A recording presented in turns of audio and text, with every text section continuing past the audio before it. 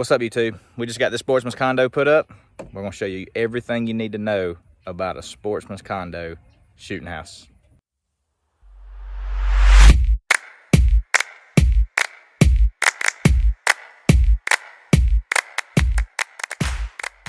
Today we're gonna talk about everything Sportsman's condos. So if you guys are hunters and you've ever looked at shooting houses, you know that as far as like a ready-to-go model, this is the cheapest that you can find. So there might be other cheap options at like Tractor Supply. There's like a shell of something, but it doesn't have a floor. And then you know that if you want something a little bit better, it's gonna be way more. So these are like around $1,000. You can get them for less. They make one model, I think, is like $8.99. But you can always find them less than what the price actually says. So just make sure you ask the dealership like how much they're willing, or like the bottom dollar. Like they'll always move on these. For whatever reason, they'll move. So these aren't great. All right, don't think that they're like the best thing. There's a reason they're cheap. There's a reason that redneck blinds are really expensive. But today I'm going to show you a few things that you can do to make this almost as good as a redneck blind. And you don't have thousands of dollars in it. So like I said, you can buy these for kind of cheap, but then you can put in like $30, no, like $70, okay, when it's all said and done. And you can make this almost as good as a redneck. So I'm going to show you a few of the things that we're going to do to make it better. What you're going to need to put up a Sportsman's condo is obviously some 4x4s. So I've got some 4x4x8s, and then you're gonna need some 2x4s to make your steps, and then of course some screws or something.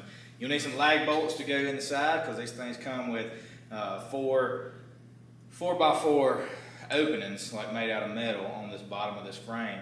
And you know, you put the 4x4 in there and then run a lag screw through there. So like a 3-inch lag screw would be good.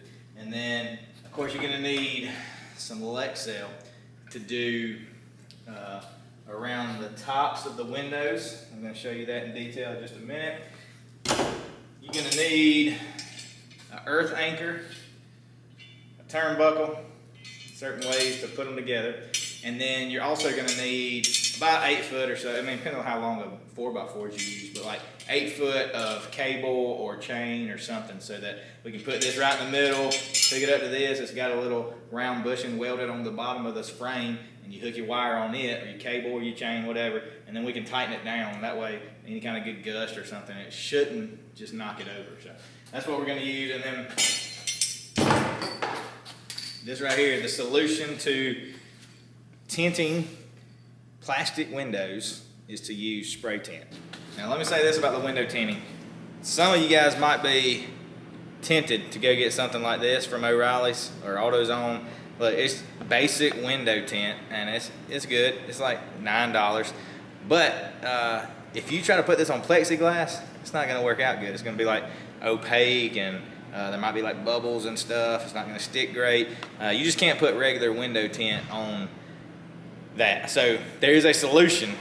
This is the solution to tinting those windows. This comes at O'Reilly's or AutoZone, wherever. You can get on Amazon for like $10. At those stores, it's like 10 to 15. So either way it goes, it's VHT, and we're just gonna do a couple of light coats on the windows. That way we'll still be able to see out the windows. The deer can't see us, or we can, you know, leave the back windows up and put the front windows down, and then we won't be like just a clear white background to, you know, kind of shade our moving or something like that. So, all right, the first step is to peel this film that it came with. We're gonna peel it off, and then we're gonna take these off right here. We're just gonna put a little bit of tape across this hinge just to keep that paint off of it. All right, it's hot as ripping here, but the key with this stuff is to do real light coats. So you're not supposed to go over 3 coats, but you can put them on like real lightly, stay about 10 inches away, just like normal spray paint. So we're gonna go ahead and do all of these windows 1 coat, let it dry for a little bit, do another coat, let it dry, and see if we even need a third. I don't know, we're gonna see. But shake it up real good and get to it.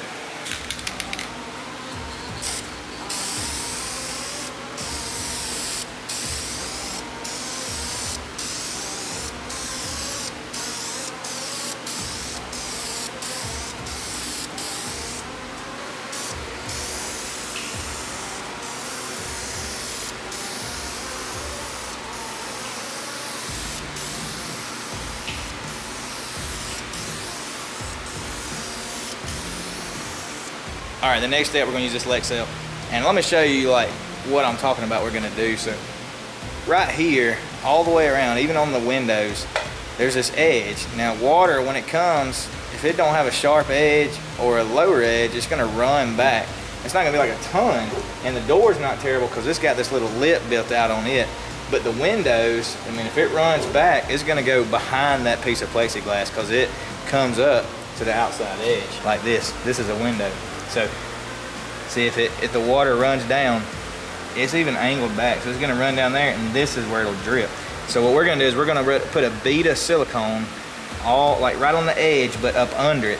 And then that way when the water comes down, it's gonna fall down. It can't go off the silicone and then back up and run in. Okay, so if you get a sure enough blowing rain, I mean, you're gonna get some water in there.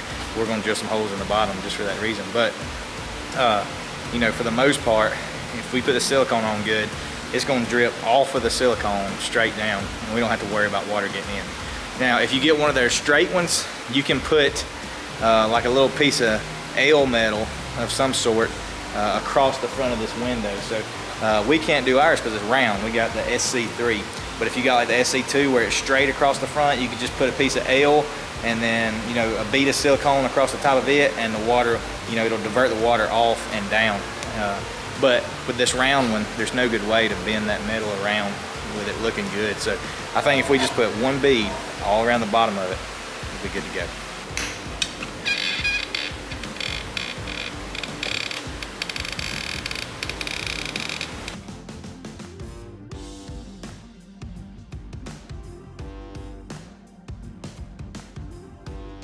All right, once your window's dry, you go ahead and put your hardware back on. And look, it's plexiglass, so you don't want to tighten them down real hard. Just tighten them down enough to hold them where they go.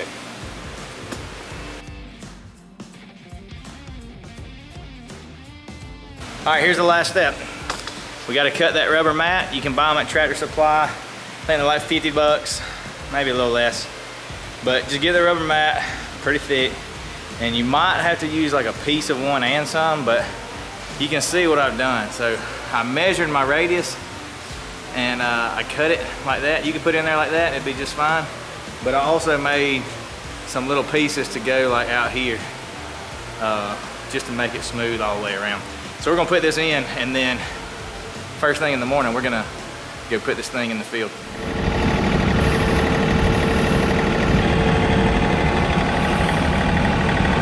All right, so we're out here in the pasture, and this is where this blind is gonna go.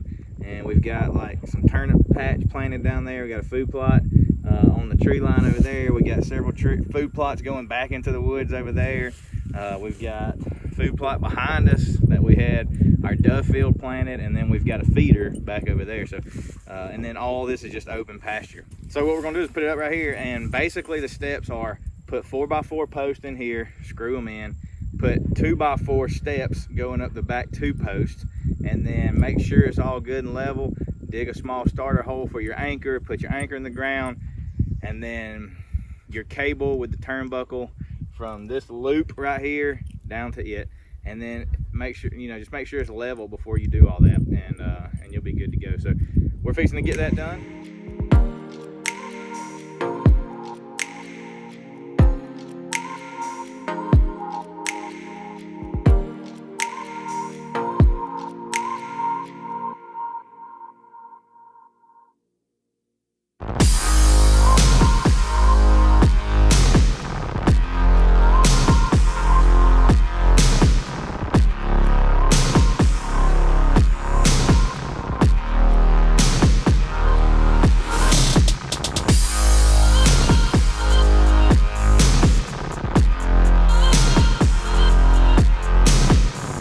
And that's all there is to it. So we got everything up. You see these right here, 2 foot long a piece. So you cut these 2 foot, put them however far you want to put them. We've got ours 14 inches apart.